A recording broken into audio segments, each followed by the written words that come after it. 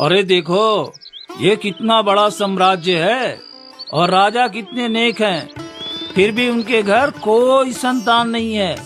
ये कैसा रहस्य है जो किसी को समझ में नहीं आता। हाँ, मैं भी यही सोच रहा हूँ। लगता है इसके पीछे कोई अदृश्य श्राप है जो उन्हें संतान सुख नहीं दे रहा। शायद महाराज ने कोई पाप किया होगा जिसे आज तक कोई जान नहीं पाया। रुद्रनगर राज्य बहुत समृद्ध और विशाल था, जहाँ राजा विक्रम अपनी रानी सौम्या के साथ रहते थे। उनकी शादी को कई साल बीत चुके थे, लेकिन फिर भी उन्हें कोई संतान नहीं थी। फिर एक दिन लगता है महारानी कभी माँ नहीं बन पाएंगी। कितना भी अच्छा दिल हो, कितनी भी भलाई करो, लेकिन जब कर्म साथ नहीं देते तो संतान सुख नहीं मिलता। हाँ हाँ, बिल्कुल सही कह रही हो। अरे दिल का अच्छा होने से क्या होता है, कर्म भी अच्छे होने चाहिए। तभी तो एक बच्चा पैदा होते ही उसी वक्त मर गया।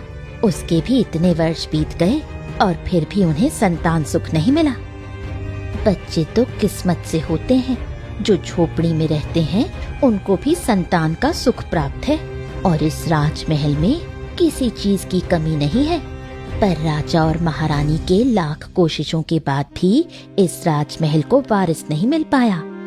पास खड़ी महारानी ये सारी बातें सुन लेती है। हे भगवान, मैं क्या करूं? सब मुझ पर हंस रहे हैं, मेरा उपहास उड़ाते हैं। मैं अपने पति को संतान सुख नहीं दे पा रही हूँ। इतना कहकर महारानी रोने लगती है और अपने कक्ष में चली जाती है। तभी कुछ देर बाद महाराज आते हैं और कहते हैं, क्या हुआ महारानी, आप फिर रो रही हैं? महाराज, हमने ऐसा कौन सा पाप किया कि मैं माँ नहीं बन पा रही। मेरा मन घुट रहा है। आप दूसरा विवाह कर लीजिए, मैं आपको संतान सुख नहीं दे पाऊंगी। महारानी, आप रो क्यों रही हैं? क्यों व्याकुल हैं? हमारी संतान सिर्फ आपसे ही होगी। मैं आपको छोड़कर दूसरा विवाह नहीं कर सकता। लेकिन महाराज, लोग ताने मारते रहते हैं। मैं हर दिन यही सुन सुनकर थक चुकी हूँ। मैं इस दर्द में नहीं जी सकती। चिंता मत कीजिए, हम कल ही ज्योतिष को बुलाएंगे। देखेंगे कि हमें संतान सुख मिलेगा या नहीं। अगर नहीं मिला तो हम किसी को भी गोद ले सकते हैं। फिर महाराज दरबार में आकर कहते हैं, मंत्री जी, तुरंत ज्योतिषी को बुलाइए। मुझे अपने भविष्य के बारे में जानना है। मेरी संतान का मार्ग क्या है? अगर महाराज को कोई संतान नहीं हुआ तो सिर्फ मेरा बेटा राज्य का राजकुमार बनेगा। हाँ, मैं महाराज को कभी संतान सुख नहीं पाने दूंगा। जो मैंने पहले किया वही अब भी करूंगा। कुछ ही देर में ज्योतिषी आते हैं। आइए महात्मा, हमारा भविष्य देखिए और कहिए कि हमें संतान सुख मिलेगा या नहीं। महाराज, आपकी संतान सुख निश्चित है, लेकिन इसे पाने के लिए आपको जंगल के गहरे हिस्सों में जाना होगा। ये संतान कोई सामान्य नहीं है। ये संतान पूरे राज्य की दिशा बदल देगा। क्या सच में महात्मा? मेरी आंखों में आंसू हैं, लेकिन खुशी के आंसू हैं। सैनिकों को उपहार दिया जाए। आज मैं अत्यंत प्रसन्न हूँ। ये खबर सुनकर मेरा हृदय भर आया है। ज्योतिषी चले जाते हैं। मैं ऐसा कभी नहीं होने दूंगा। जो मैंने बरसों पहले किया था वही अब भी करूंगा।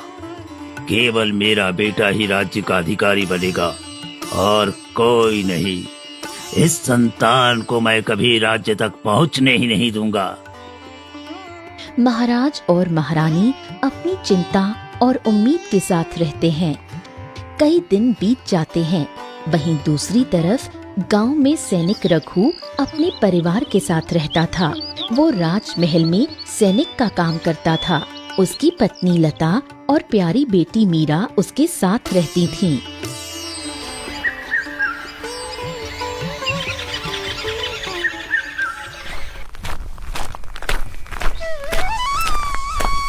लता, हमारी बेटी का अच्छे से ध्यान रखना और उसकी पीठ पर जो खास निशान है वो किसी को नजर ना पड़े, नहीं तो उस दिन हमारी बेटी हमसे छिन जाएगी। हाँ जी, मैं पूरी कोशिश कर रही हूँ वो निशान छुपाने की।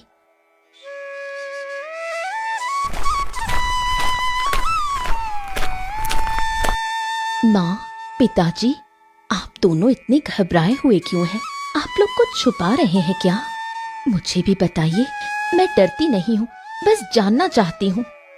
कुछ नहीं बेटी, बस तुम्हारी माँ की आदत है, कभी कभी चीजों को बड़ा बना देती है, पर सच कहूँ तो कोई खतरा नहीं है, तुम चिंता मत करो। पिताजी, मैं अपनी सहेलियों के साथ जंगल घूमने जा रही हूँ। मैंने सुना है कि वहाँ बहुत सारी अद्भुत चीजें हैं जिन्हें देखना बहुत जरूरी है। थोड़ा टहलकर वापस आ जाऊंगी, कोई परेशानी नहीं होगी। बेटी, जंगल में खतरा है, वहाँ क्या करने जाओगी? पिताजी, मैं पूरी सावधानी रखूंगी, बस थोड़ा टहल कर लौट आऊंगी, आप चिंता मत कीजिए। मैं आपके विश्वास को तोड़े बिना अपनी जिज्ञासा पूरी करना चाहती हूँ।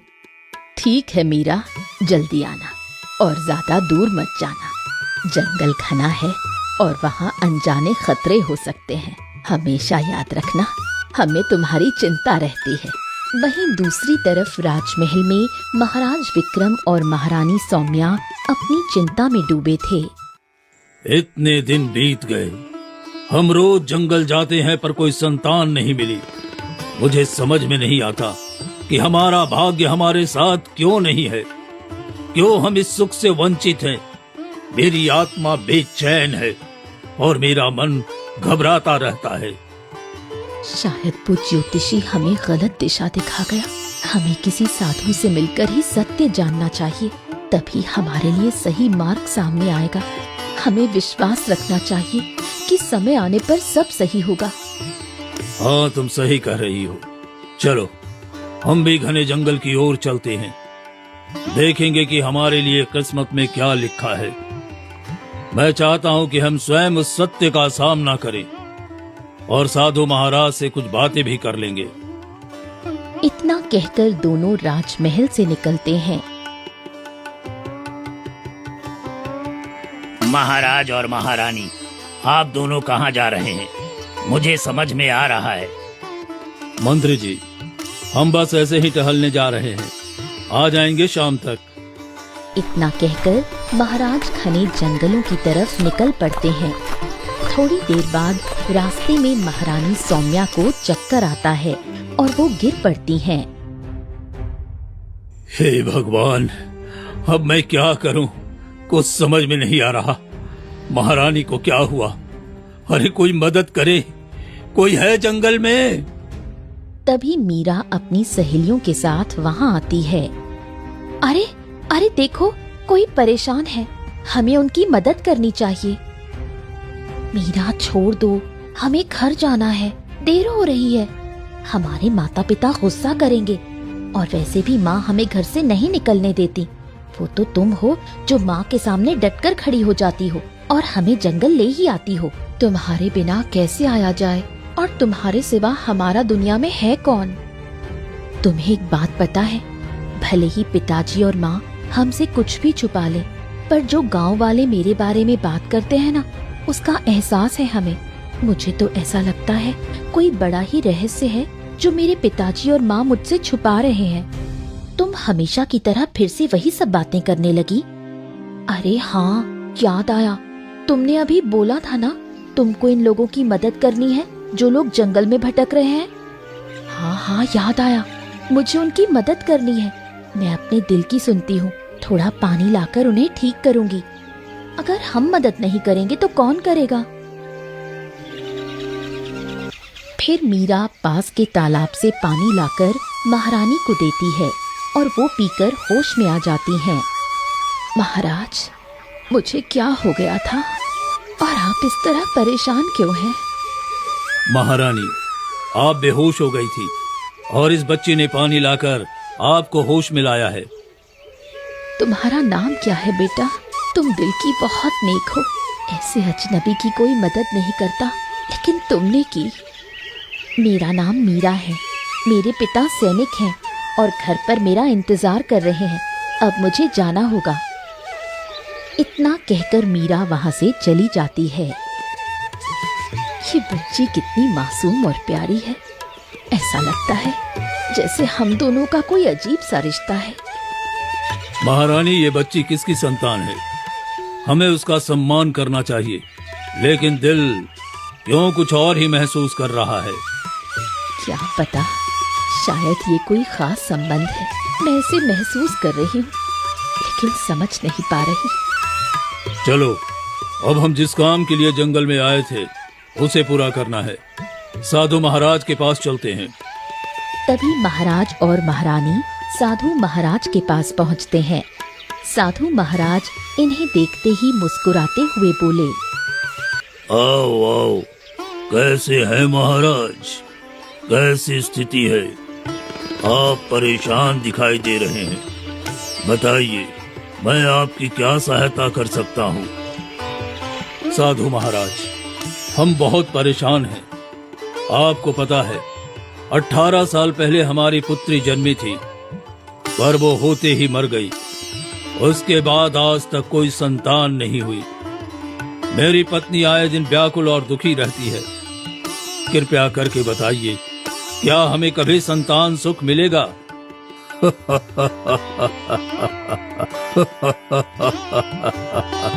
साधु महाराज, हमने आपको अपना तकलीफ बताया है और आप हमारे तकलीफ पर हंस रहे हैं। ये कैसी माया है? हम आपकी तकलीफ पर नहीं हंस रहे हैं, हम आपके भाग्य पर हंस रहे हैं। आपकी संतान आपके बहुत नजदीक है, पर आप खुद नहीं जानते।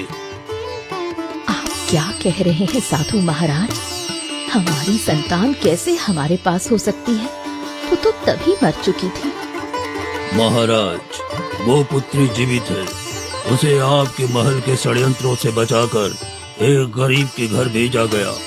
आप स्वयं इसका पता लगाएं कि कौन गद्दार है जो आपकी संतान को आपके पास आने नहीं देता है। सच में हमारी संतान जीवित है, ये जानकर मैं बहुत खुश हूँ। पर हम उसे कैसे पहचानेंगे? समय आने पर सब कुछ सामने आ जाएगा। तुम्हें सिर्फ धैर्य रखना है। जब समय आएगा, तुम्हारी संतान अपने आप तुम्हारे सामने होगी। मेरी संतान जिंदा है? ये मैं क्या सुन रही हूँ? मुझे अपने कानों पर विश्वास नहीं हो रहा। इतने सालों से हम खुद को निसंतान समझते आ रहे थे। हमारी संतान अगर जीवित है तो एक न एक दिन भगवान उसे हमसे मिला ही देंगे। धन्यवाद आपका साधु महाराज। हम आपके मार्गदर्शन के बिना कुछ नहीं कर सकते थे। फिर महाराजा और महारानी महल लौटते हैं। ऐसा कौन व्यक्ति है जो हमारी पुत्री के साथ ही कर रहा है? हमें उसका पता लगाना होगा, पर उससे पहले हमें अपनी संतान ढूंढनी होगी। ये राज्य बड़ा है, हमें सब सावधानी से करना होगा। चिंता मत कीजिए महाराज, बस ये जानकर खुशी है कि हमारी संतान जीवित है और हमारे ही राज्य में है। सही समय की प्रतीक्षा करनी होगी।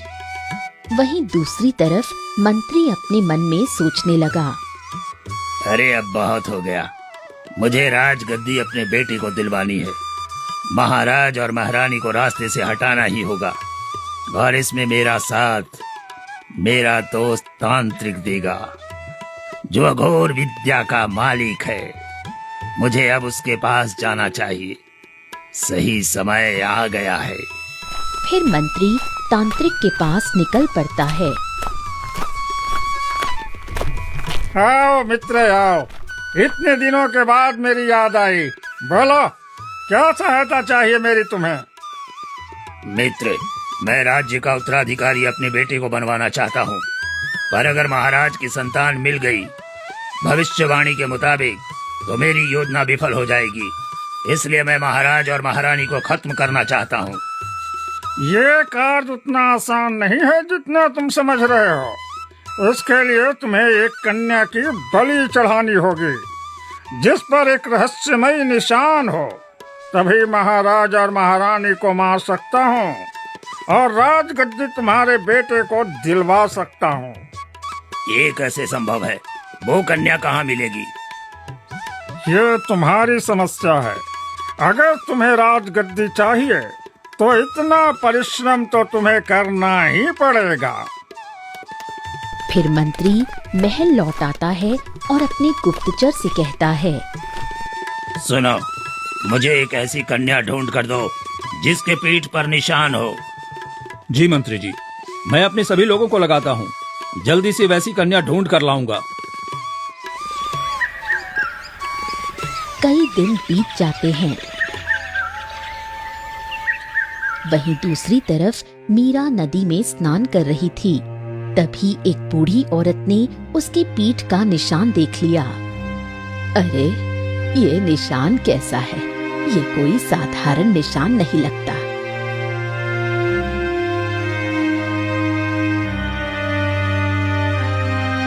बेटी, तुम्हारे ये पीठ पर कब से निशान है? मुझे नहीं पता, ये निशान बचपन से ही है।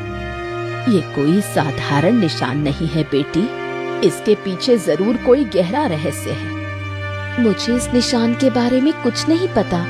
अम्मा पिताजी ने कभी कुछ बताया ही नहीं। इतना कहकर मीरा घर की तरफ जाने लगी। तभी एक गुप्तचर ये बातें सुन लेता है और वो जाकर बूढ़ी औरत से कहता है, आप कैसे निशान की बात कर रहे थे? अरे, ये मीरा नाम की लड़की है ना, उसकी पीठ पर एक बहुत ही गहरा निशान है जो किसी एक रहस्य को बयान करता है। मिल गई मुझे वो लड़की। अब मुझे जल्दी से जाकर मंत्री जी को ये खबर देना होगा। वहीं मीरा घर लौटकर माँ पिताजी को बताती है, माँ पिताजी, आज गांव की एक बूढ़ी औरत ने मेरे पीठ का निशान देखकर अजीब बातें की। ये निशान किसी रहस्य से जुड़ा हुआ है और ये निशान सिर्फ राजघरानों में ही होता है। बेटा, ये निशान तुम्हारी दादी के समय से है। ये निशान हमारे खानदान में भी आया है। ये निशान हमारे खानदान का हिस्सा है। तुम्हारे दादा ने तुम्हारी दादी से प्रेम विवाह किया था, जो कि तुम्हारी दादी एक राजकुमारी थी, और ये निशान उसके कारण तुम्हारे साथ भी आया। वहीं दूसरी तरफ महल में, मंत्री जी, हमें एक कन्या मिल गई है जिसके पीठ पर निशान है। अब हमें ज्यादा देर नहीं करनी चाहिए। वो कन्या लेकर हमें तांत्रिक महाराज के पास जाना होगा, तभी आगे का रास्ता मिलेगा। मैं तुम पर भरोसा नहीं कर सकता। इतना बड़ा कार्य है, मैं भी तुम्हारे साथ चलूंगा। कुछ ही देर में मंत्री रघु के घर पहुंचता है। अरे, अंदर कोई है? हाँ, बोलिए मंत्री जी, क्या काम है? कुछ नहीं, बस महाराज का आदेश है कि आपकी कन्या राजमहल में हाजिर हो। मेरी बेटी ने क्या किया है? मैं उसे राजमहल नहीं जाने दूंगी। ऐसा नहीं कर सकते, राजा का फरमान है, उसे जाना ही पड़ेगा। महाराज ने राज्य के सभी कन्याओं को राजमहल में उपस्थित होने के लिए कहा है, तो आपकी पुत्री को भी जाना ही होगा। ठीक है, लेकिन मुझे बहुत चिंता है।